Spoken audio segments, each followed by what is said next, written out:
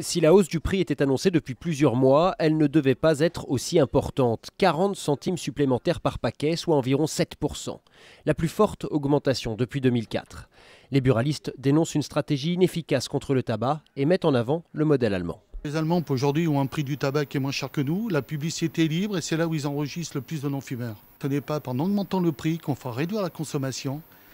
C'est un faux débat. Si on veut réduire la consommation, c'est de faire de la prévention. C'est une question d'éducation. Les professionnels craignent également une explosion de la contrebande. La différence de prix avec les pays frontaliers les inquiète aussi. Chez les fumeurs, beaucoup confirment qu'ils n'arrêteront pas la cigarette. Il faudra faire comme tout le monde, de la contrebande, ça veut dire aller acheter sur Internet, aller en Espagne, faire importer du Maroc, parce que ça se fait beaucoup. Un fumeur, c'est très difficile pour lui d'arrêter de fumer. Moi, je suis fumeur moi-même et je ne me vois pas diminuer ma consommation. Moi, ça fait plusieurs années que j'essaye d'arrêter de fumer, j'arrête, je recommence, etc. Et je me rends compte que le prix, malheureusement, si ça me fait mal au portefeuille, ça ne m'empêche pas de fumer. Les associations anti-tabac ne sont pas non plus convaincues par la mesure. Selon elles, seule une hausse de 10% minimum peut avoir un effet sur la consommation.